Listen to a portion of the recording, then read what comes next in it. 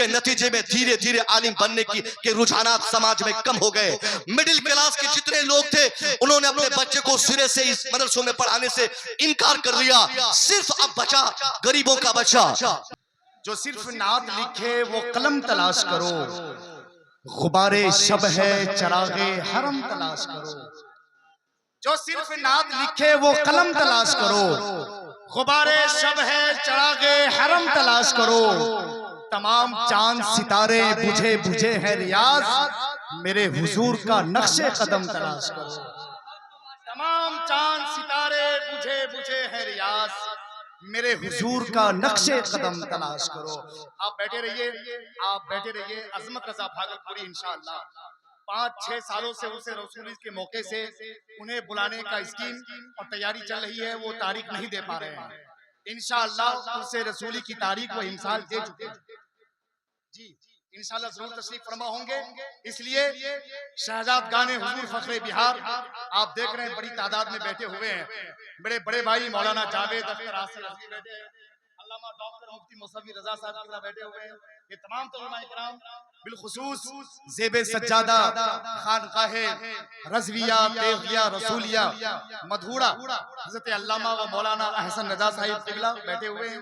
Doctor नज़मुर रजा साहिब क़िबला, doctor Mohsin Raza Sahib क़िबला, इन तमाम तर मुक़द्दस उलमा इकराम की मौजूदगी है। आप बैठिए, वक्त में ज्यादा कोई गुंजाइश नहीं है। मैं बिना किसी ताखीर और तमहीद के हज़रत अल्लामा डॉक्टर मुफ्ती मुसव्वी रजा साहिब क़िबला मिसबाही को मैं ज़हमत खिताब देना चाह रहा हूँ। वो तशरीफ ला रहे हैं। उनके फौरन बाद शहजादे हुजूर अजीजुल औलिया तेगिया सिलसिले का बहुत बड़े पीर खतीब आज़म हिंदुस्तान खलीफा हुजूर गुलज़ारे मिल्लत हजरत अल्लामा व मौलाना अलहाज मोहम्मद सैफुल्लाह अलीमी मिसबाही इंशाअल्लाह तशरीफ लाने वाले हैं, जिनका पुरमग़्ज़ और जोरदार खिताब इंशाअल्लाह होने वाला है। आप बिल्कुल इत्मीनान के साथ बैठिए, हजरत का इस्तकबाल कीजिए। नारे तकबीर। एक ऐलान यह है कि जो फारिगीन हैं वो ऑफिस में एक साथ जमा हो जाएं और सामने जो मदरसे के ग्राउंड के बाहर जो भीड़ लगाए हुए हैं उनसे मेरी गुजारिश है कि आप पिंडाल में आ जाएं।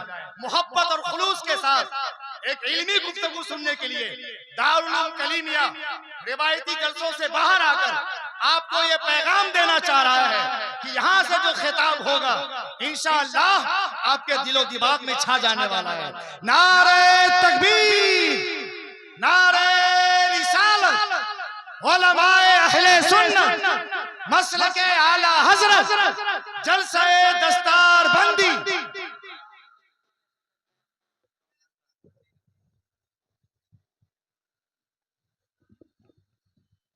दुरूद शरीफ पढ़ें। अल्लाहुम्मा सल्ली अला सय्यिदना शफीना नबीना मुहम्मद सल्लल्लाहु अलैहि या रसूलल्लाह सल्लल्लाहु अलैहि वसल्लम। ऑपरेटर साहब गूंज कम कर दें, आवाज थोड़ी सी बढ़ा दें। बतौर खास हजरत अल्लामा मुफ्ती शहरियार रजा साहब क़िबला, जो आपको लगता है कि सिर्फ इस जामिया के एक प्रिंसिपल हैं, ये एक प्रिंसिपल जिस तरह और दिगर मदरसों के प्रिंसिपल हुआ करते हैं, सदरुल असातिज़ा हुआ करते हैं, उसी तरह ये हैं।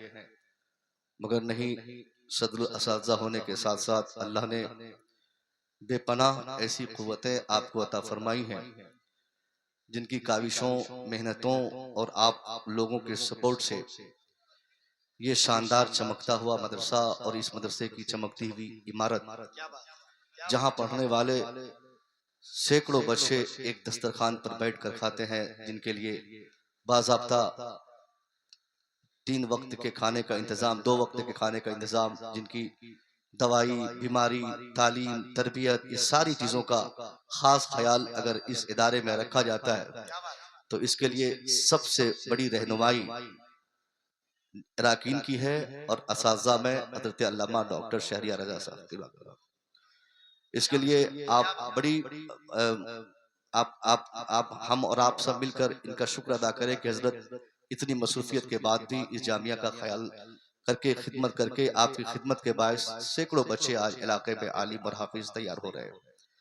आपने अपनी निगाहों के सामने देखा कि कई बच्चों को इनामात दिए गए, उनके जो बेहतर परफॉर्मेंस थे, फर्स्ट, सेकेंड, थर्ड, ये इनामात देकर एक तरगीब देने की कोशिश की गई कि और बच्चों में मेहनत करने का जुनून और जोश और जज्बा पैदा हो। यकीनन मदरसा ये काम सिर्फ एक दो सालों से नहीं, बरसों से मदरसा ये काम इस्लाम के नाम पर, दीन के नाम पर, कौम की भलाई के हवाले से, कौम की आखिरत की भलाई के हवाले से मदरसा अपने यौम तासीस से आज तक किया जा रहा है। दुनिया का खालिस मदरसा वो इदारा, तालीमी इदारा है जहां हमारे बच्चों की तालीम और बेहतर तरबियत का ख्याल रखते हुए जबरदस्त मेहनत करके हमारे बच्चों को ऐसे मोड़ पर लाकर खड़ा करता है जहां से हमारे बच्चे दीन और दुनिया और आखिरत दोनों जगह की भलाइयां उन्हें नसीब हो जाती हैं।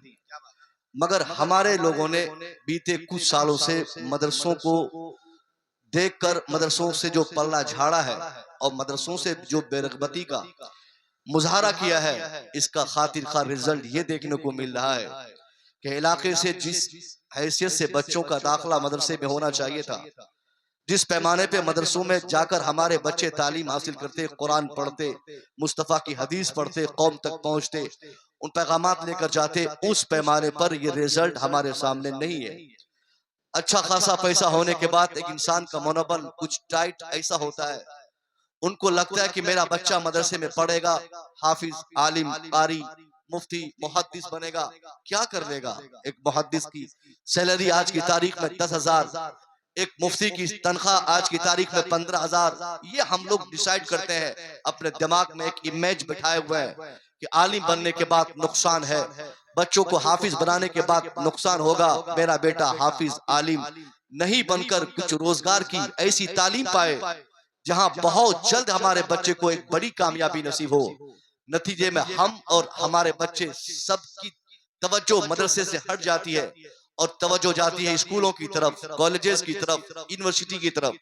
हालांकि स्कूल और कॉलेज और मदरसा और यूनिवर्सिटी में पढ़ाना कोई हराम काम नहीं है। आप अगर पढ़ा रहे हैं तो मैं आपकी ये तनकीद नहीं कर रहा हूं कि भाई आप अपने बच्चे को स्कूल क्यों भेज दिए, मगर यहाँ भेजने का मकसद ये है कि आपने तरजीह दिया स्कूल को, मदरसे को आपने नेग्लेक्ट किया, मदरसे को हमने इनकार कर दिया, मदरसे की अहमियत अपने दिमाग से हमने निकाल कर स्कूल को कामयाबी की दहलीज समझा, कॉलेज को कामयाबी के लिए एक जरूरी इदारा समझा, यूनिवर्सिटी को कामयाबी की सीढ़ी जानकर हमने अपने बच्चों को यूनिवर्सिटी में भेजा ताकि ज्यादा कामयाबी बच्चे को मिल जाए। मान गया कि हम और आप बड़ी कामयाबी की तलाश में थे, इसलिए हमने मदरसे को अपना बच्चा डोनेट न करके हमने स्कूलों को दिया, हमने कॉलेजेस में अपने बच्चे भेजे, हमारा बेटा यूनिवर्सिटी में गया। तो अब जवाब आपसे ये चाहिए था साहब, आपने मदरसे में कामयाबी नहीं समझी, मदरसे की तालीम में कामयाबी नहीं समझी, आपने समझा कि मदरसा ये कामयाबी की सर्टिफिकेट नहीं देता है। चलो मान गया कि मदरसे में आपके बच्चे कामयाब नहीं होते, इसलिए आपने मदरसे में अपने बच्चों को पढ़ने नहीं भेजा।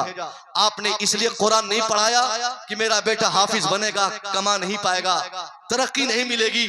थोड़ी देर के लिए अगर मैं आपकी बातों से सहमत हो भी जाऊं तो आपसे पूछूंगा, जनाब आपने जिस स्कूल को कामयाबी की सीढ़ी समझा था, जिस कॉलेज और यूनिवर्सिटी को आपने कामयाबी के लिए एक जरूरी मैदान और लाजमी जुगाड़ समझा था, आप बताइए आपके करोड़ों बच्चे स्कूलों में पढ़ते हैं, लाखों बच्चों का ताल्लुक यूनिवर्सिटियों से है, ये यूनिवर्सिटीज की दहलीज बच्चों से भरी हुई है, ये कॉलेज और स्कूल पैसे दे के आप अपने बच्चों को 10-10 हजार, 15 हजार एक महीने में देकर आप बच्चों को पढ़ाते हैं। तो रिजल्ट ये होना चाहिए था, आपके समाज का एक बच्चा भी जाहिल नहीं होता, कोई एक लड़का भी शराबी नहीं होता, कहीं से पॉकेटमारी, चोरी, डकैती, बेईमानी और छिनछोड़ी, ये सारी चीजें जो आज हालात हमारे सामने जिस तरीके से है, मुस्लिम माशरे में बच्चों में जिस कदर उनियानियत है, इसका नामो निशान नहीं होता, क्योंकि आपका दिमाग का था और आपने फैसला किया था कि हजरत मैं तरक्की के तनाजुर में अपने बच्चे को मदरसे में नहीं डालकर स्कूल में डालूंगा।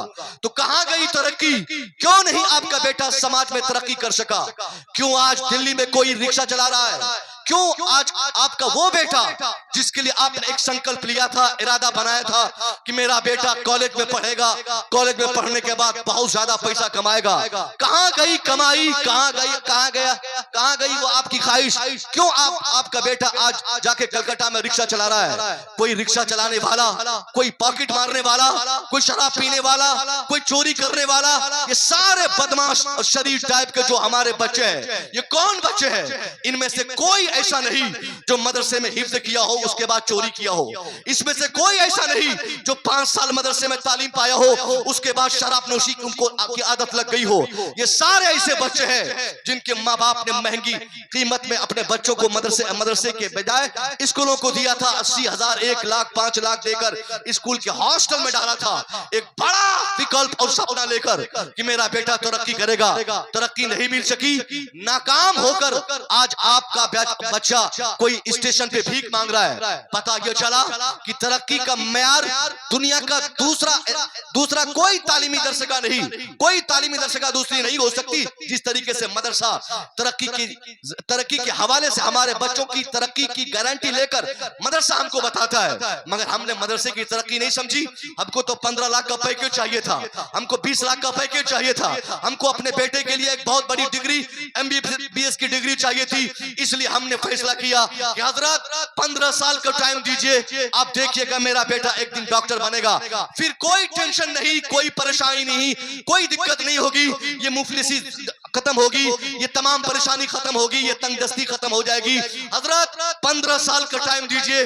15 साल के बाद जब हमारा बेटा डॉक्टर बनता है तो अब डॉक्टर बनने के बाद वही लड़का जिसका बाप कभी कहा था कि 15 साल के बाद मेरा बेटा और हम सब मिलकर खुशहाली की जिंदगी गुजारेंगे, कभी कोई दिक्कत नहीं होगी। मगर आज जब हम मुलाजा करते हैं उन डॉक्टर्स को जिनके घर वालों ने सारी जमीन जायदाद प्रॉपर्टी बेचकर अपने बच्चों को स्कूल और कॉलेज और यूनिवर्सिटी में भेजकर उसको डॉक्टर बनाने की जिद पकड़ी थी, और आज उसका बेटा जब डॉक्टर बना है, वो डॉक्टर बनने के बाद 99% ऐसे लोग हैं जिनके घर वालों ने कहा था टेंशन फ्री लाइफ हमारे बच्चे की होगी, मगर आज उसका बच्चा मामूली सी बात पर पैसे मांगता है।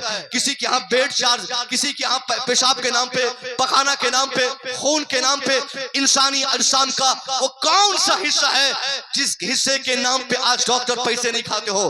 5 रुपया भी अगर किसी जांच के नाम पर अगर आने की उम्मीद किसी डॉक्टर को हो कि इस हवाले से 5 रुपया जांच करके मुझे पीसी के रूप में मिलने वाला है, तो डॉक्टर एक गरीब को नहीं देखेगा कि बेचारा गरीब है 500 रुपया की जांच कहां से करवाएगा।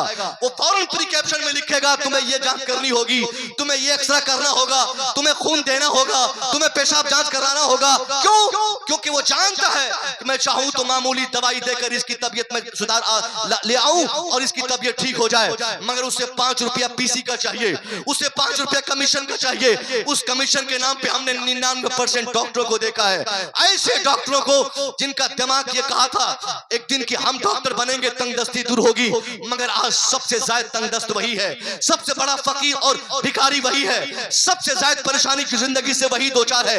एक गरीब को कभी गरीब से कभी घर भिजवाता है, उसकी कामयाब जिंदगी को नाकाम करता है, चारों तरफा परेशानी में मुब्तला, अपने क्लिनिक में बैठकर 24 घंटा परेशान वही डॉक्टर है, मगर हमने उसको कामयाब कह दिया।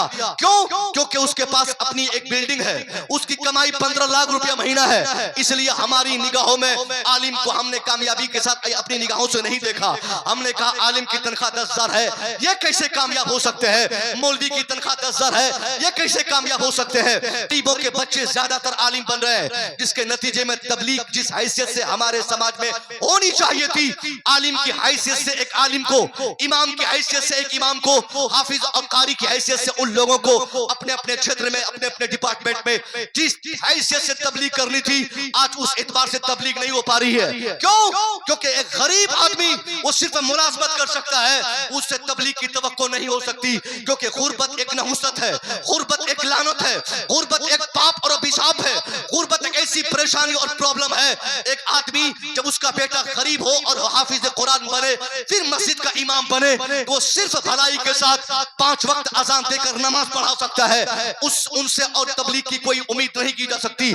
हाँ, वो मुबल्लिग हैं सही माने में, उनके अंदर बिल्कुव्वा तबलीग की सारी क्वालिटीज होती है, मगर सारी क्वालिटीज होने के बाद भी उनको हरदम इस चीज की चिंता रहती है, ज्यादा जायज नाजायज करेंगे तो सिक्योरिटी मस्जिद से भगा देंगे, ज्यादा फतवाबाजी करेंगे ये कमेटी हमें मस्जिद से निकाल देंगे, ज्यादा गांव में तबलीग पर जोर देकर लोगों को समझाकर एक ऐसे रास्ते में लाने की कोशिश करेंगे तो लोग हमसे बदजन होकर मुझे मस्जिद से निकाल देंगे।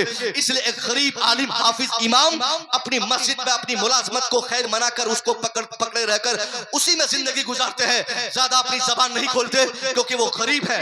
अगर वो निकाल दिए जाएंगे तो इमामत छिन जाएगी, वो निकाल दिए जाएंगे तो उनकी बीवी बाल बच्चों की परवरिश का दूसरा कोई जरिया नहीं है। वही 8,000 जो आपने तय किया है, वही 10,000 जो कमेटी देती है, उसी 10,000 में उनके बच्चों की तालीमी खर्चे, उनकी बीवी के तमाम एक्सपेंसेस, उनके घर, उनके माँ बाप की दवाइयों के पैसे वही 8-10 हजार में है। अब वो इमाम साहब गरीब है साहब, वो अपनी जबान का इस्तेमाल नहीं कर सकते। अब मैं पूछता हूँ तबलीग फिर होगी कैसे? तबलीग के लिए एक रास्ता, बेहतर रास्ता दिखाई देता है कि जितने उमरा है, जितने पैसे वाले हैं, जो मिडिल क्लास के लोग हैं, जिनके दरवाजे पर कार लगी रहती है, जो अपनी जमीन जायदाद प्रॉपर्टी पैसे गाड़ी सारी चीजों पर जो कभी न कभी फख्र किया करते हैं, उनके लिए है कि वो साहब अपने बच्चों को मदरसे में भेजे। कब तक गरीबों के सहारे मदरसा चलेगा? कब तक गरीबों के बच्चे हाफिज बनेंगे? क्या सिर्फ हाफिज बनकर गरीब के बच्चे दिन की तबलीग करेंगे और इसी गरीब के बच्चे को सिर्फ जन्नत जाना है? नहीं, जन्नत की ख्वाहिश अगर गरीबों को है तो जन्नत की तमन्ना आपको भी है, जन्नत की तमन्ना अमीरों को भी है, जन्नत की ख्वाहिश पैसे वालों की भी है। इसलिए अगर वाकई आपके अंदर इस्लाम की मोहब्बत और इस्लाम का दर्द, सच्चा दर्द आपके अंदर है, अगर अल्लाह ने 4 बेटे आपको दिए, कम से कम एक बेटे को आपको मदरसे में एनिहाउ पढ़ने भेजना है, क्योंकि जब तक आप जैसे पैसे वालों के बच्चे आलिम हाफिज मुफ्ती मुहद्दिस नहीं बनेंगे 100% तबलीग नहीं हो सकती। मैंने 12 मुशाहदा किया है, जो आलिम गरीब होते हैं उनमें बोलने की सारी क्वालिटी होने के बाद भी वो ज्यादा नहीं बोल पाते, वो हमेशा मसलहत को सलाम करते हैं, वो हमेशा बच बच कर निकलते हैं, क्योंकि उनको मुलाजमत बचानी रहती है, उनको अपनी तनख्वाह की फिक्र रहती है और रखनी भी चाहिए, क्योंकि साहब बेचारा गरीब आदमी है। अगर उस गरीब आदमी की जगह कोई अमीर का बेटा, पैसे वाले का बेटा, अगर कोई जमींदार का बेटा आलिम बनकर हमारी मस्जिद की जिम्मेदारी संभाल लेगा, कयामत आएगी उस गांव में, वो अमीर आदमी का बेटा आलिम बनकर जब मसल्ले इमामत पर चढ़ेंगे, खिताब में फरमाएंगे 2 दिन के अंदर हमारे गांव से हर एक महल्ले से हर एक कोने से जितने भी शराबी है सबके लिए ऐलान है, कोई शराबी मेरे गांव में नहीं रहे, या तो शराब पीना छोड़ दे या तो वो गांव छोड़ दे। उसके लिए 1-2 दिन का टाइम दिया जा रहा है, सिर्फ 2 दिन का अल्टीमेटम होगा। अमीर इमाम होंगे, पैसे वाले होंगे, मुखिया का बेटा होगा, विधायक का बेटा होगा, सरपंच का भतीजा होगा, हाजी साहब के खानदान के होंगे, जमींदार का बेटा होगा, पैसे वालों के बच्चे होंगे, उनकी बातों में इस कदर खौफ का माहौल होगा, उनका एक तरफ ऐलान होगा, दूसरी तरफ शराब से लोग तौबा करते नजर आएंगे, एक तरफ ऐलान करेंगे, दूसरी तरफ लोग शराबियों से अपने मोहल्ले को खाली करते देखेंगे। ये कब होगा? जब हम और हमारे समाज में पैसे वालों के बच्चे आलिम बने, मगर हमने पैसे वालों को आलिम बनाते नहीं देखा, इल्ला माशाअल्लाह। कुछ ऐसे अक्लमंद हजरात हैं जिनको दीन से मोहब्बत है, इस्लाम से मोहब्बत है, दीन की तबलीग का दर्द है, दीन के मुस्तकबिल की चिंता और फिक्र जिनको रहती है, उन लोगों को देखा है कि वो पैसों की फरावानी के बाद भी वो ये नहीं समझते कि मेरा बेटा डॉक्टर बनेगा तो पैसा कमाएगा। डॉक्टर बनाइए, बाद में बनाइए, मगर हमने उन लोगों को देखा है कि वो अपने बच्चों को पहले मदरसे में भेजते हैं। अभी से कुछ दिन पहले ये डॉक्टर ख्वाजा नदीम से मेरी मुलाकात हुई एक जनाजे में। मैंने पूछा कि क्या आपकी तालीम का क्या प्रोसेस है, क्या कहां से पढ़ाई कर रहे हैं? उन्होंने कहा जनाब मैं इस वक्त राबिया में पढ़ रहा हूं। डॉक्टर ख्वाजा नदीम, आप समझ गए ख्वाजा नदीम किस डॉक्टर का नाम है, जिनको ख्वाजा नसीम भी कहते हैं। हड्डी का डॉक्टर है, दिमाग का डॉक्टर है, कई स्पेशलाइजेशन की डिग्री उनको मिली हुई है, बहुत सुलझावा आदमी, पैसे की फरावानी, हर तरह की फैसिलिटीज उनके पास है, अपना क्लिनिक है, दर्जनों पेशेंट लगे रहते हैं उनके पीछे, पैसों की बारिश मानो उसके ऊपर होती है। डॉक्टर बनने के बाद, एमडी बनने के बाद, स्पेशलाइजेशन की डिग्री लेने के बाद, वो ऑपरेशन करने के बाद, आदमी का ब्रेन खोल देने की सलाहियत रखने के बाद, उसके बाद जब सारी डिग्री उस डॉक्टर ने ले ली, तब उसके बाद क्या किया, उसने तलाशा, वक्त तलाशा कि मुझे पढ़ना चाहिए, मदरसे की तालीम लेनी चाहिए, मुझे कुरान पढ़ना चाहिए, मुझे मुस्तफा की हदीस पढ़नी चाहिए। मदरसे की तालीम का शौक उनके अंदर जगा, दो चार किताबें ऐसे बतौर मुताला उसने पढ़ा। जब और शौक में इजाफा हुआ, उसने ऑनलाइन तालीम के लिए, हमारा एक दोस्त मिस भाई साहब जो नागपुर से पढ़ाते हैं ऑनलाइन, उनसे उन्होंने फ्रेंचाइजी ली और उसके बाद पढ़ाना शुरू किया। इदादिया, ऊला, सानिया, सालिसा, राबिया तक की तालीम हासिल की। ऑनलाइन पढ़ने वाला डॉक्टर रात के 11 बजे के बाद ऑपरेशन थिएटर से बाहर आके ऑपरेशन करके पेशेंट को सुला के उनकी खैरियत लेके सबको दवाई खिला के उसके बाद आदमी को आराम चाहिए। परेशानी से निकलने के बाद आदमी एसी कमरे में बैठकर आराम खोजता है, मगर ऐसी फुर्सत की घड़ी में doctor MBBS doctor Khwaja Nadeem मुसलसल 4 सालों से ऑनलाइन डिग्री हासिल करने के लिए नहीं बल्कि तालीम हासिल करने के लिए उन्होंने मेहनत करनी शुरू की। उन्होंने उला पढ़ा, सानिया, सालिसा, राबिया तक की तालीम पाई। फिर मैंने पूछा, डॉक्टर साहब आपको कैसा लग रहा है इस वक्त आप मदरसे की तालीम हासिल कर रहे हैं? कहा, हजरत मैं सिर्फ 1 घंटा या आधा घंटा या मुश्किल 45 मिनट कभी मैं पढ़ पाता हूँ, उसके बाद फिर सुबह वक्त निकाल के फिर खुद से मुताला करता हूँ। मैं समझता हूँ कि मैं अपने पूर्णिया से लेकर दिल्ली तक और दिल्ली से लेकर हिंदुस्तान के मुख्तलिफ जगहों में जाकर स्कूल्स, कॉलेजेस और जहां मैंने डिग्रियां पाई, कभी मैंने इंटर के लिए, कभी मैंने ग्रेजुएशन की डिग्री के लिए, कभी मैंने साहब एमबीबीएस की तालीम के लिए, मैं जिस कदर परेशान था और जिस कदर जुस्तजू तालीम के नाम पर मेरे अंदर थी, उससे ज्यादा जुस्तजू और शौक मेरे अंदर अभी इल्म मुस्तफा हासिल करने का है, इल्म कुरान हासिल करने का है, मदरसे की तालीम लेने की है। मैंने कहा, आखिर क्या वजह है? क्या आपके पास नॉलेज की कमी है?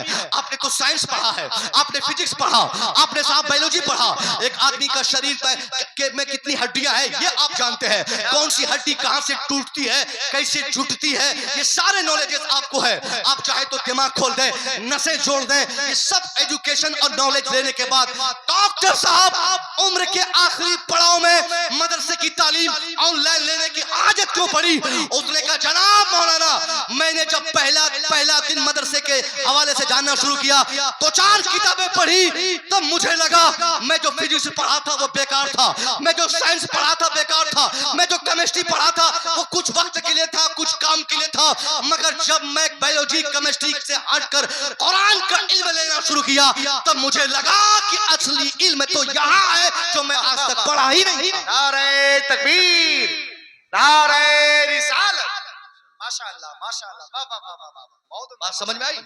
बहुत अच्छा। ये मिसाल दे रहा हूँ, वो कोई अमेरिका की बात नहीं कर रहा हूँ कि अमेरिका के डॉक्टर की मैंने बात कर दी तो आपको लगेगा कि मौलाना साहब बहुत फेकाई मार रहे हैं, हम अमेरिका जाएंगे ही नहीं, क्योंकि हमारे जलसों में होता ही है, ऐसी कहानी बता दी जाती है, ऐसी और किताब के नाम पर ऐसी किताब का नाम लोग बता देते हैं जो किताब लाइब्रेरी में मिलती ही नहीं है, और अगर किताब मिल भी जाती है तो इबारत नहीं मिलती, इबारत मिलती है तो मफहूम नहीं मिलता, मफहूम अगर अलग होता, मतलब कहीं ना कहीं डिसबैलेंस आप देखेंगे। मगर ये तो घर की बात है, आप जाके सुबह चेक कर सकते हैं, आज भी एक मुश्त दाढ़ी उसके चेहरे पर है। कुछ लोग बोलेंगे साहब हम तो हैंडसम दिखना चाहते हैं, समाज हमको खूबसूरत समझे। साहब कैसी खूबसूरती, कैसी कामयाबी कोई हो सकता है उसके तरह कामयाब आपके बच्चों में? नहीं हो सकता।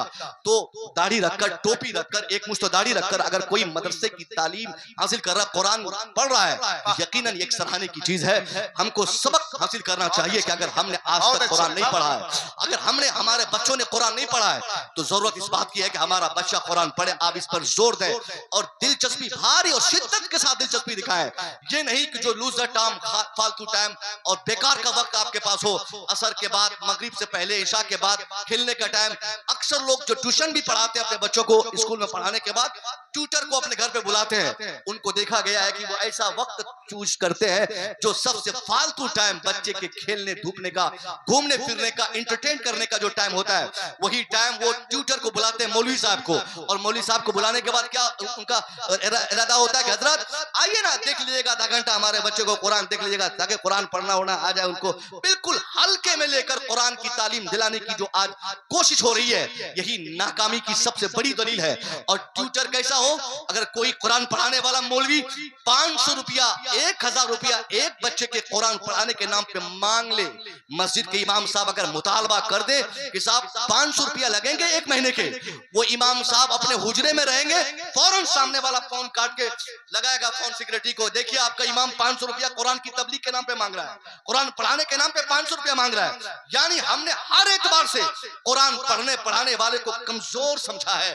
हमने ये सोच बनाई है फिजिक्स पढ़ाने वाला 5000 रुपया लेगा चलेगा, साइंस पढ़ाने वाला 5000 लेगा चलेगा, बायोलॉजी पढ़ाने वाला ट्यूटर 5000 लेगा चलेगा, मगर ये कुरान पढ़ाने वाला 500 क्यों मांग रहा है? हमने हमारा फैसला है कि कुरान पढ़ाने वाला सिर्फ तबलीग के नाम पे घर पे आके कुरान पढ़ाकर चला जाए, खुद घर पे आए, खुद हमको सलाम वो खुद वही करे, सलाम जाते वक्त भी सलाम करे, आते वक्त भी सलाम करे, साइकिल ला के हमारी दीवार पे लगा दे, उसके बाद पढ़ाए और चुपचाप 200 रुपया एक महीने में देंगे और चले जाए। बस ऐसी सोच जब हमारी होगी तो आप बताइए कि हमारा बेटा कुरान पढ़ पाएगा, हमारा बेटा कुरान का आलिम बनेगा, हमारे बेटे के दिल के अंदर सीने के अंदर कभी इल्म कुरान आप खोजेंगे पा पाएंगे? नहीं हो सकता है। क्यों? कि आपने कुरान की तजलील की है, ये कुरान की तहकीर है, ये कुरान की तहकीर है कि कुरान पढ़ाने वाले को आपने सिर्फ 200 रुपया में तलाश किया है। यहाँ 5000 रुपया एडमिशन के नाम पे देंगे, कोई पूछने वाला नहीं।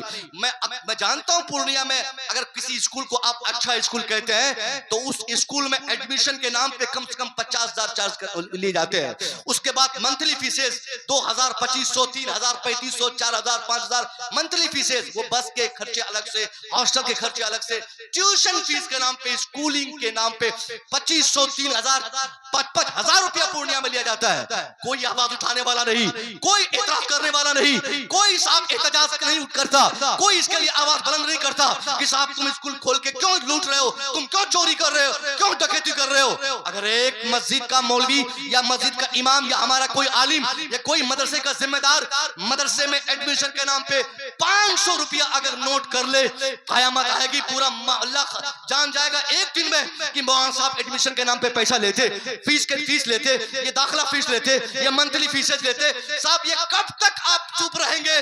कब तक ये ज़कात के सहारे मौलवी साहब मदरसा चले, ज़कात के सहारे मौलवी चले, ज़कात के सहारे मदरसा चले, ज़कात के सहारे? जब से हमने ज़कात के हवाले पूरा मदरसा किया, पूरे उलमा को कर दिया, गोया हमने इल्म की तौहीन की है। एक ही रास्ता है कि आप इज्जत की निगाहों से कुरान पढ़ने वालों को देखें। कुरान पढ़ने वाला जब आपके घर में हो और पढ़ाने वाला कोई आए तो आपकी हैसियत ये हो जो उस सरकार फरमाते हैं खैरुकुम मन तअल्लमल कुरान व अल्लमा, who reads and teaches Quran, जो कुरान पढ़ता है और कुरान पढ़ाता है, इज बेटर देन यू, तुम में का सबसे बेहतर है। यानी कुरान पढ़ने वाला वो फिजिक्स पढ़ने वाले से ज्यादा बेहतर है, साइंस पढ़ने वाले से ज्यादा बेहतर है, बायोलॉजी पढ़ने वाले से ज्यादा बेहतर है। इसी तरह कुरान पढ़ाने वाला साइंस पढ़ाने वाले से ज्यादा अच्छा है, कुरान पढ़ाने वाला फिजिक्स पढ़ाने वाले से ज्यादा मोहतरम है। ये सरकार ने फरमाया है। ये एहतराम क्यों है? क्योंकि दुनिया की सबसे अच्छी किताब वो लड़का पढ़ता है और कोई दूसरा पढ़ाता है, इसलिए न पढ़ने वाले का जवाब है न पढ़ाने वाले का जवाब है। जब पढ़ने, और ये गौर कीजिए, खैरुकुम मन तअल्लमल कहा गया है, खैरुम मिनकुम नहीं कहा। मिन कहा जाता तो कॉम्परेटिव डिग्री होती, यानी दो व्यक्तियों में तुलना, दो व्यक्तियों में, यानी वो उससे अच्छा, वो उससे बेहतर, ये उनसे अच्छा, ये उनसे खराब, ये कॉम्परेटिव डिग्री में कहा जाता है। मगर सरकार ने क्या फरमाया? खैरुकुम मन तअल्लमा, बगैर मिन के इजाफत के कहा गया, यानी सबसे बेहतर। यानी दुनिया में जिस तरीके के नॉलेजेस लिए जा रहे हैं, जिस कदर तालीम आम है, इन तमाम उलूम में अगर कोई बेस्ट इल्म है तो वो इल्म कुरान है, वो कुरान का इल्म सबसे बेस्ट है। इसलिए अल्लाह फरमाता है अर्रहमान अल्लमल कुरान खलकल इंसान अल्लमहुल बयान। बारहा आप लोगों ने सुना, मगर इसके निकात पर आपने कभी गौर नहीं किया। इसमें जो छुपी बातें और जो इशारात है, उस उस पर गौर करने की जरूरत है। अल्लाह ने क्या कहा? अर्रहमान। अर्रहमान का माना होता है बहुत ज्यादा रहम करने वाला। अल्लाह का ये सिफाती नाम जिसमें शिद्दत से रहमत पाई जाती है। अल्लाह की तरफ से जब बहुत ज्यादा रहमत की बात होती है तो रहमान का तज़किरा होता है, यानी अल्लाह कहता है कि बहुत ज्यादा रहम करने वाला। किस हैसियत से? अल्लमल कुरान, इस हैसियत से कि अल्लाह ने कुरान का इल्म दिया। ये पता चला कि अल्लाह की सबसे बड़ी मेहरबानी तब मानी जाती है जब अल्लाह की तरफ से किसी इंसान को इल्म कुरान हासिल होता है।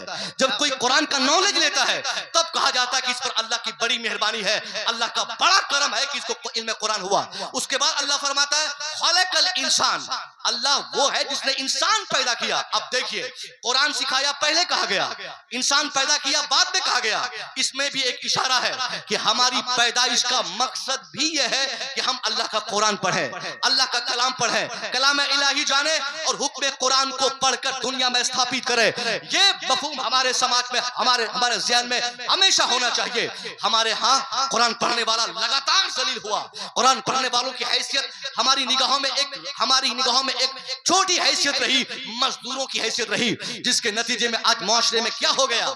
डॉक्टर बनाने चले थे बेटे को, बेटा मजदूर बन के रह गया। इंजीनियर बनाने की तमन्ना बेटे की थी, बेटा चपरासी बन के रह गया।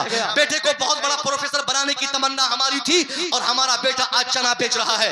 ये चना बेचना, मूंगफली बेचना, बार बार जो मैं बोल रहा हूँ ये बुरा नहीं है, मगर तब बुराई इसमें है कि जब आप मदरसे में पढ़ने वाले को, मदरसे में पढ़ाने वाले को छोटा समझकर कुछ बड़ा करने की नीयत आपने की थी। इसलिए मैं तनकीद करके कह रहा हूँ, मैं तंज करता हूँ आप पे कि आपने कहा था ना कि मेरा बेटा बड़ा बनेगा, क्यों नहीं बना आपका बेटा बड़ा? क्यों नहीं आपका बेटा डॉक्टर बना? क्यों नहीं आपका बेटा इंजीनियर बना? क्यों नहीं बेटा आपका आईपीएस बना? जब आपका बेटा आईपीएस नहीं बना, आपका बेटा आईएएस नहीं बना, तो अब क्या बन सकता है?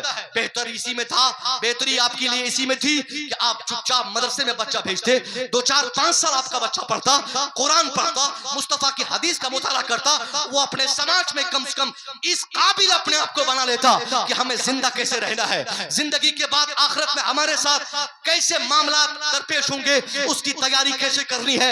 यानी दुनिया और आखिरत दोनों जहां की भलाई के रास्ते पर वो लड़का अपना पांव जमा लेता अगर मदरसे में पढ़ता। मैं अभी एक फेरिस्त पढ़ रहा था जो रिश्वतखोरों की फेरिस्त जिले की तरफ से हाईलाइट की गई थी, पूर्णिया जिला की तरफ से, कि एक साल में कितने लोगों को रिश्वत पाते, लेते, देते पकड़ा गया।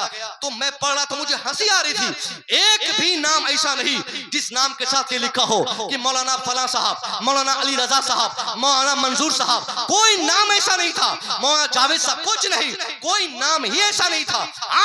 नाम मैंने जब देखा पता चला कोई वीडियो है किसी और ब्लॉक का, वो रिश्वतखोरी में पकड़ाया है, कोई सीईओ है वो चोरी में पकड़ाया है, कोई साहब अधिकारी किसी डिपार्टमेंट में खास पोस्ट पे है वो बेईमानी, चोरी और रिश्वत में पकड़ाया है। धड़ल्ले से फेरिस्त बनाई गई, किसी के पास आईएएस की डिग्री, किसी के पास आईपीएस की डिग्री, कोई साहब ग्रेजुएट है, कोई अपने आप को कहता है कि मैं बीपीएससी पास हूं, कोई कहता है मैं यूपीएससी क्रैकर हूं। ये सारे दावे हैं उनके पास, मगर उनका नाम ऐसों की फेरिस्त में है जो ब्लैक लिस्टेड है। कोई रिश्वत लेते पकड़ाता है फिर उसको जेल में डाला जाता है। ये कैसी कामयाबी? हमारा बेटा कामयाब नहीं, वो नाकाम है। कामयाब तब माना जाता जब वो चोरी नहीं करता, वो डकैती नहीं करता, वो रिश्वत नहीं खाता, वो बेईमानी नहीं करता, वो ब्रोकरी नहीं करता। मगर ये सारी बेईमानी और रिश्वतखोरी ये बता रही है उनकी तरफ से कि ये कामयाब नहीं, ये समाज का सबसे ज्यादा नाकाम इंसान यही है। मगर अल्हम्दुलिल्लाह मदरसे में पढ़ा, 5000 तनख्वाह, मगर फिर भी उनकी जबान साफ है। उनको इस चीज की चिंता नहीं है कि उनका घर पूर्णिया में होगा कि नहीं होगा, कस्बा में जमीन वो लेंगे कि नहीं लेंगे। बस उनको जीना सिर्फ इस नाम पे है कि हमें इस्लाम की तबलीग करनी है, हमें लोगों को जहन्नम से बचाना है, हमें लोगों को जन्नत के रास्ते पर लाना है।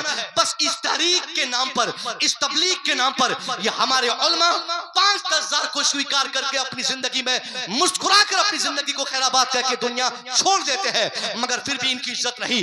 रात के 12 बजे आप अपने इमाम को फोन कीजिए, इमाम साहब मेरी बेटी की तबीयत खराब है, जल्दी से आइए। आप देखिएगा उनका क्या इंप्रेशन होगा। इमाम साहब उठेंगे, फोन रखेंगे और फिर ये नहीं देखेंगे उनकी जूती कहाँ है, उनकी टोपी कहाँ है, उनकी पगड़ी कहाँ है, वो उनका चप्पल कहाँ है, बगैर कुछ देखे इमाम साहब जिस शिद्दत के साथ आपने तकलीफ का इजहार किया था फोन में, उसी शिद्दत के साथ वो दौड़ के आपके पास जाएंगे। वो एक गिलास पानी दम करके करके आपको देंगे कि लीजिए जनाब पिला दीजिए अपनी बेटी को। उसके बाद फिर उसका दूसरा कदम क्या होगा, वो दुआ भी करेंगे, या अल्लाह सेक्रेटरी साहब की बेटी को की तबीयत सही हो जाए, या अल्लाह इनको सेहत और तंदुरुस्ती की दौलत अता फरमा। ये सारी दुआ करने के बाद फिर कहेंगे या अल्लाह इन लोगों को आखिरत की भलाई नसीब फरमा। अब बताइए, एक मस्जिद का इमाम हमारे दरवाजे पर आता है, पानी दम करता है, आते वक्त सलाम वही करता है, जाते वक्त भी सलाम वही करके जाता है, पानी गिलास में दम करके दिया सूरह फातिहा पढ़ के, उसके बाद हाथ फैलाया, कहा अल्लाह फलाने साहब की तबीयत सही हो, इनकी जिंदगी आज बदल जाए, इनकी आखिरत बदल जाए। पता चला ये सारी खूबियां, ये क्वालिटीज जो बहैसियत इंसान, एक इंसान के अंदर हम देखते हैं, वो कोई और नहीं, वो सिर्फ मदरसे का प्रोडक्ट होता है। मदरसे के फारूक तहसील, उनके अंदर पैसा कमाने का जुनून कम, दीन बचाने का जुनून ज्यादा होता है। हाँ, अगर पैसा कमाने के एंगल से भी आप देखना चाहते हैं, अगर आपको लगेगा कि साहब दुनिया की फैसिलिटीज और ये मुराहत हासिल करना, ये सहूलियात फराहम करना, ये सारी चीजों के लिए पैसा बहुत जरूरी है, तो हम क्यों नहीं चाहेंगे कि मेरा बेटा बहुत ज्यादा पैसा कमाने वाला बने। तो मैं कहूंगा अगर इस इरादे से भी आपको बच्चे को पढ़ाना है, उस काम के लिए भी मदरसा परफेक्ट है, उस काम के लिए भी मदरसा आपको आपके लिए 24 घंटा तैयार है। ऐसा नहीं कि मौलवी पैसा नहीं कमाते और हमेशा फकीरी और दकियानूसी की जिंदगी गुजारते हैं। आप कायदे से ईमानदारी के साथ अपने बेटे को पढ़ाइए। ये नहीं कि 2 साल छुल से यहाँ पढ़ाया, छुल से वहां पढ़ाया, उसके बाद चोरी से चुपके से कहीं दस्तारबंदी दिलवा दिया और पगड़ी दिलवा दिया, एक दिन मिलाद पढ़वा के ब्रांडेड पीर को बुला के ऐलान करवा दिया, मेरा बेटा दस्तार ले लिया पटना से, दस्तार लिया रांची से, अब मेरा बेटा फाजिल हो गया, आलिम हो गया। नहीं, अगर ये चुल्ला छुल्ली करेंगे तो आपका बेटा हमेशा हमेशा जाहिल रह जाएगा। कायदे से पढ़ाइए, इस कदर मेहनत कीजिए कि मेरा बेटा समाज का सबसे बड़ा मुफस्सिर बने, समाज का बड़ा मुहद्दिस बने, मेरा बेटा समाज का सबसे बड़ा मुफस्सिर बने, कुरान का इल्म उनके अंदर हो। अगर इस इरादे से आपने अपने बच्चे को मदरसे में डाला है और आपका बेटा अपने समाज का शानदार अगर मुहद्दिस बन जाए, तो आज की तारीख में एक मुहद्दिस की कमाई इतनी है जितनी कमाई किसी डॉक्टर की नहीं है, जितनी कमाई किसी इंजीनियर की नहीं है। मैंने अभी 3 दिन पहले मैं मुंबई में था, मुंबई में मैंने मुलाजा किया, वहां पे मुंबई में क्या देखा गया, मुंबई में पढ़ने वाले लोग बच्चे जाते हैं कि हम डॉक्टर बने, इंजीनियर बने, ये करे वो करे, ये सारी चीजें हैं, मगर ये सारी चीजों के बाद भी वहां पर एक ऐसे शख्स से मुझे मुलाकात हुई जिनका मानना था हजरत हमारे अंदर सुकून नहीं है। हम सुकून कहां से, हम कहे क्या आपने पढ़ा है, कहां से तालीम हासिल की है? उसने कहा यहाँ पढ़ा, ये पढ़ा, इतनी कमाई, ये पैसे वो पैसे। मैंने कहा आपके समाज में आपने ये तालीम क्यों पाई थी? बोला मैं ये तालीम पैसा कमाने के लिए पा रहा था, आज पैसा कमाया लेकिन सुकून नहीं मिल सका, बीवी से झगड़ा हो रहा है, माँ अलग नाराज है, बेटी अलग नाराज है, वो भाग गई घर से 2 महीना के लिए। यानी पूरी आप बीती बेचारे ने बताई। फिर उसने कहा हजरत आप लोगों की लाइफ बहुत परफेक्ट लाइफ है, आप लोग आलिम हैं, आपको इज्जत, हम लोग आपको इज्जत की निगाहों से देखते हैं और आप लोगों की कमाई भी मुझसे ज्यादा है, हम लोगों से ज्यादा है। पता चला अगर आप ईमानदारी से अपने बच्चे को मदरसे में पढ़ाएंगे तो आपका बेटा अच्छा पैसा कमा सकता है। मुंबई में बहुत सारे मदरसे ऐसे हैं जहां एक मुहद्दिस की जरूरत है, महीनों से उसकी तलाश जारी है, बड़ा मुहद्दिस नहीं मिल पा रहा है। एक बहुत बड़े मुफक्किर दरकार है कई मदरसे को, मगर बड़ा मुफक्किर नहीं मिल रहे हैं। हाँ, मुफक्किर के नाम पे खतीब मिल जाते हैं, मुफक्किर के नाम पे शायर मिल जाते हैं, मुफक्किर के नाम पे पीर तो मिल जाएंगे, मगर जिस मुफक्किर और खतीब और पीर की हाजत मदरसे में है, मदरसे को है, उस टाइप के लोग मिल नहीं रहे हैं। मिल क्यों नहीं रहे? जो पहले से थे वो कहीं सेटल हो गए, अब प्रोडक्शन बंद हो गया है, लोगों ने तवज्जो छोड़ दी, लोगों को लगा है कि मदरसा बहुत बड़ा रिजल्ट नहीं देता है। अभी बीपीएससी का एग्जाम हुआ अपने बिहार में, तैयारी 1, 2, 3 तीनों में आप देखिए साहब, जितने उर्दू और अरबिक सब्जेक्ट में सबसे ज्यादा अगर किसी सीट पर किसी ने कब्जा किया तो वो आपकी जमात के उलमा हजरात है। आज वो आलिम जिनको आपने सिर्फ मस्जिद और मदरसे तक महदूद रखा था, आज वो सारे कंपटीशन जीतकर, मैं तो कहता हूं कि मुस्लिम में सबसे ज्यादा बीपीएससी शिक्षक बनने वालों की तादाद अगर किसी डिपार्टमेंट में पढ़ने वालों की है तो वो सिर्फ मदरसे के प्रोडक्ट की है, मदरसे में पढ़ने वालों की है। ये इस बात की दलील है कि अगर आप ईमानदारी के साथ बच्चे को पढ़ाएंगे तो आपका बेटा ये पैसे कमाने के भी मामले में सबसे बेहतर होंगे, उनका दीन भी अच्छा होगा, उनकी वो अपनी आखिरत में भी अपने को वो संवारेंगे। ये सारी चीजें थी जो मुझे बतानी थी, मगर एक आखिरी पैगाम, चूंकि मेरा इलाका है, साल भर हम लोग बाहर घूमते हैं, तकरीर करते हैं, साल भर वो डेवलपमेंट डेवलपमेंट, वो तरक्की, वो मकान, वो रोड, वो फैसिलिटी पूरे पूरे हिंदुस्तान में देखते हैं, मगर जब इलाके में आते हैं तो ऐसा लगता है कि बिल्कुल पसमानदगी में आके घुस गए हैं, जल्दी से फिर भागना चाहते हैं। और ये पसमानदगी बिला वजह भी नहीं है। आदमी पसमानदगी से निकलेगा कैसे, इस पर हमने कभी तवज्जो ही नहीं दी। हम लोगों ने एक चीज अपने दिमाग में क्या बिठाया है, सुनिएगा गौर से, सारे बच्चे लोग हमारे जो दिल्ली, पंजाब, मुंबई, कलकत्ता कहीं ना कहीं कमाने वाले हैं, आप लोगों से ये पैगाम है, एक चीज हमारे दिमाग में बिठा दी गई है कि हम किसान हैं, हमारा बेटा भी किसान बनेगा। हम दुकानदार हैं, हमारा बेटा भी दुकानदार बने। हम फला चीज है, हमारा बेटा भी वही बनेगा। यानी एक रिवायतन हमने अपने बच्चों को उसी मैदान का खुगर और उसी मैदान का मुसाफिर बना दिया जो हम जूझते आए। हम फकीर बेटा फकीर, हम लाचार बेटा लाचार, हम किसान बेटा किसान, हम फला बेटा फला। यानी ये हमने रिवायत बना ली है, जिसके तनाजुर में आज ये किसानों का पूरा इलाका है। आपको किसने कह दिया कि किसान अपने बेटे को नहीं पढ़ा सकता? आपने कैसे डिसाइड किया कि किसान का बेटा आईएएस नहीं बन सकता? आपने ये कैसे तय किया कि किसान अपने बेटे को अच्छे डॉक्टर और इंजीनियर नहीं बना सकते? या आप बुज़दिली के शिकार हो गए, आप एहसास कमतरी के शिकार हो गए, आपने ये मान लिया कि किसान अपने बेटे को हाई फाई नहीं बना सकता, इसलिए कई जहल से आपको नाकामी मैसर हुई। आपका बाप जाहिल था, आप जाहिल थे, बेटा जाहिल है। बदलिए इस रिवायत को, इरादा बदलिए, चेंजिंग लाइए अपने इरादे में, और ये शौक पैदा कीजिए और इस पर यकीन बना लीजिए कि नहीं, मैं किसान हूं तो क्या हुआ, मेरा बेटा कभी जाहिल नहीं रहे, किसान रहेगा, मगर वो पढ़ा लिखा किसान होगा, वो आईएएस किसान होगा, वो आईपीएस किसान होगा, वो आलिम किसान होगा, वो मुफ्ती किसान होगा। इस जहत से अपने समाज में इल्म के फरोग के लिए आप 24 घंटा काम कीजिए। नारे तकबीर। आइए मोहब्बत और खुलूस के साथ खतीब हिंदुस्तान, पीर तरीक़त, अदीब शहीर, नाशिर मसलके आला हजरत शहजादा हुजूर अजीजुल औलिया हजरत अल्लामा व मौलाना अलहाज मोहम्मद सैफुल्लाह अलीमी साहिब क़िबला, खतीब इमाम, बड़ी जामा मस्जिद कमरहट्टी कलकत्ता, वो तशरीफ ला रहे हैं। मोहब्बत के साथ इस्तकबाल कीजिए। नारे तकबीर, इसी को मोहब्बत कहते हैं। जोर से नारे तकबीर, नारे रिसालत, अल्लामा सैफुल्लाह अलीमी, नारे तकबीर, नारे रिसालत। जमात अहले सुन्नत का एक ब्रांडेड खतीब, क्या बात, जो जिनका दबदबा सालों से अहले सुन्नत के स्टेज पर बहैसियत खतीब और मुबल्लिग रहा है। क्या बात, सालों से इनकी बड़ी खिदमत रही है। इनके वालिद साहब की भी बड़ी खिदमत है। बिहार मुजफ्फरपुर से लेकर बंगाल के कलकत्ता तक सैकड़ों जहतों से इन्होंने दीन और सुन्नियत का काम किया है। वो अजीम खतीब आपके सामने मौजूद हैं। बस मैं अपनी बातों को सिमट रहा हूँ, फैसले की तरफ मैं आ रहा हूँ। आप और हमने अपने बच्चों को जब नहीं पढ़ाया, ये पसमानदगी का रोना बेकार है। ये कहना कि हम सीमांचल में पैदा हुए, गरीब इलाके में पैदा हुए, बाढ़ ने लूट लिया, इसने लूट लिया, उसने लूट लिया। साहब, ये बाढ़ और नदियां, ये तालाब, ये सब नहीं लूटा आपको, आप खुद लुटवा दिया अपने आप को। आपने तरक्की का जो मेयार था उसको समझा नहीं। तरक्की के लिए जो स्टेप्स थे जिस पे चलना आपको जरूरी था, वो आप चले नहीं, वो काम किया नहीं, इसलिए गरीब से और गरीब होते चले गए। मजदूर आप थे, आपका बेटा आपसे बड़ा मजदूर बन गया।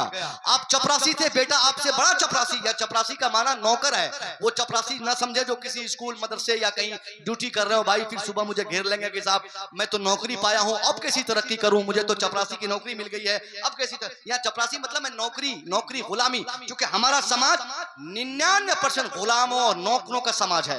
ज्यादातर बच्चे जो यहाँ बैठे हैं, बेशतर बच्चे कोई दिल्ली में रहते हैं, कोई मुंबई में रहते हैं, कोई कलकत्ता में रहते हैं। ये सब मजदूर क्लास के लोग हमारे बच्चे हैं। अफसोस है हमें, ये हमारे बच्चे हैं। आज जो ट्रेनें गुजरती है हमारे पूर्णिया से दिल्ली या कलकत्ता की तरफ, उसको चेक कीजिए, दोनों ट्रेन में, चाहे सीमांचल में या कलकत्ता एक्सप्रेस में, ज्यादातर बच्चे अररिया से लेकर कटिहार तक, ज्यादातर बच्चे हमारे ट्रेनों में भर भर के घास और भूसों की तरह हम डाल देते हैं। ताक कमाने जा।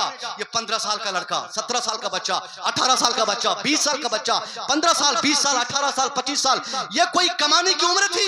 आप जालिम ठहरेंगे, बाप की हैसियत से आपको जालिम कहा जाएगा। क्योंकि आपका वो बेटा जिसकी 20 साल की उम्र है, अभी इनको ग्रेजुएशन करके किसी बड़े कंपटीशन की तैयारी करके अपने मुल्क के लिए, अपने समाज के लिए, अपने लिए, अपने मुआशरे के लिए, अपने मजहब के लिए उन्हें काम करना चाहिए था। मगर आपने इसे मजदूरी के हवाले कर दिया।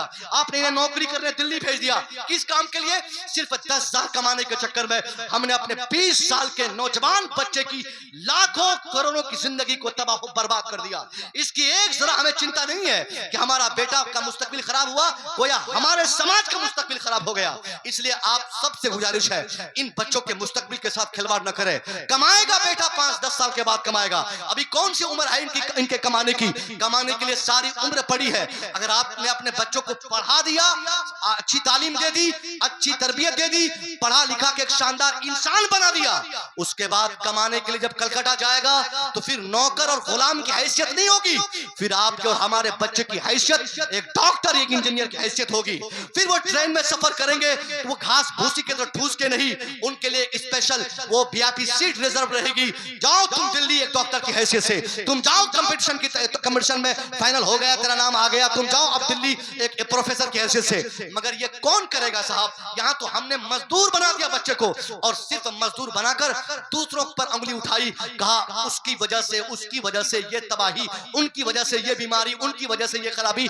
किसी और की वजह से कोई खराबी बीमारी कुछ नहीं। आज जो कुछ भी मुसलमानों को दस्तयाब है, मुसलमानों के खुद किरदार की वजह से है। हमने इल्म से नाता तोड़ा, हमने समझदारी नहीं निभाई, हमने अपने माशरे को तबाह कर दिया। जहालत में अपना पूरा माशरा हमारा डूब गया। बहुत सारे मुसलमानों के बच्चे ऐसे भी हैं, क्योंकि मेरा ताल्लुक बराह रास्त स्कूल से है, मैंने देखा है हमारे बहुत सारे बच्चे ये मैट्रिक किए, मैट्रिक में उसका नंबर 80% आता है, इंटरमीडिएट में 80% नंबर लाने वाला, मैट्रिक में 80%, इंटरमीडिएट में 80, मैट्रिकुलेशन में 80% और इंटरमीडिएट में 80%, दोनों में 80-85% अगर नंबर आ भी जाए, उसका गरीब का बच्चा अगर वो है तो वो फिर ग्रेजुएशन नहीं करेगा, वो नीट की तैयारी नहीं करेगा, वो डॉक्टर नहीं बनेगा, क्योंकि पैसा ही बाप के पास नहीं है। अब कैसे पढ़ सकता है वो लाया, मेहनती था, ज़हीन था, उनका IQ लेवल दूसरे बच्चों से ज्यादा अच्छा था, ज़हीन था, ब्रिलियंट था। अपनी जहानत की बुनियाद पर 80-85% नंबर लाना मैट्रिकुलेशन में उस बच्चे के लिए एक मामूली सी बात थी, मगर उस बच्चे ने लाने के बाद अब बैग पकड़ा, दिल्ली भागा। मैट्रिक करने के बाद, फोकानिया करने के बाद हमने क्या समझा? मैट्रिक करा दिए तो हमने बच्चे पे एहसान कर दिया, फोकानिया कर लिया तो मेरे बेटे पे मेरा एहसान हुआ। नहीं, ये मैट्रिक, फोकानिया, ये इंटर, ये सब शादी ब्याह के लिए कराया जाता है कि कम से कम ये लोग कहें कि भाई इसका बच्चा जाहिल नहीं है, या लिख सके, या कुछ पढ़ सके, या लिखी हुई चीज को पढ़ के उसका मतलब समझ सके, हल्की फुल्की बात जान सके। मगर पढ़ाई क्या है? इंटर के बाद की पढ़ाई, मैट्रिक के बाद की पढ़ाई, मैट्रिक के बाद इंटर के बाद तब बच्चों की पढ़ाई होती है। अभी तो पढ़ाई की शुरुआत थी, हमने पढ़ाई ड्रॉप करवा दी।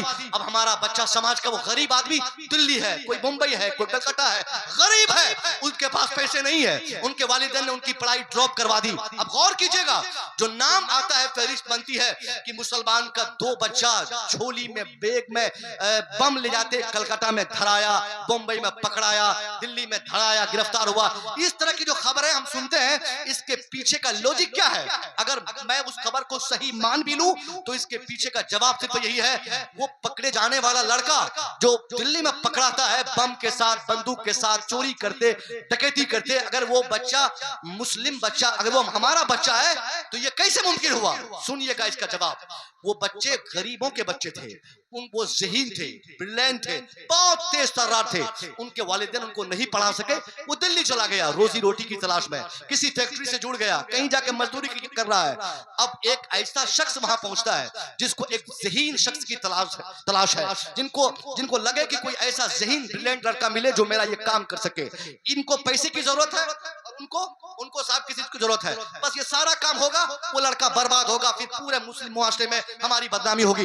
इससे पहले कि हमारा पूरा मुआशरा इस हैसियत से पहचाना जाए, हम अपने किसी बच्चे को जाहिल ही न छोड़े, हम इतनी तालीम दे दे, इतना पढ़ा दे कि हमारा लड़का अपने मुल्क के लिए काम करे, अपने देश के लिए काम करे, अपने समाज के लिए काम करे, अपने मुआशरे के लिए काम करे। वो कभी चोरी न कर पाए, वो कभी डकैती न कर पाए। उनकी तालीम पर, उनके जहन की कुव्वत के एतबार से हम मेहनत करें, इंशाअल्लाह इस समाज में खातिर का रिजल्ट हमारे सामने आएगा। सारा समाज पढ़ा लिखा होगा। जब समाज पढ़ा लिखा होगा, कोई जाहिल नहीं होगा, तो ऑटोमेटिकली तरक्की हर तरफ से होती रहेगी। अस्सलाम वालेकुम। बहुत अच्छे, जिंदाबाद, माशाअल्लाह।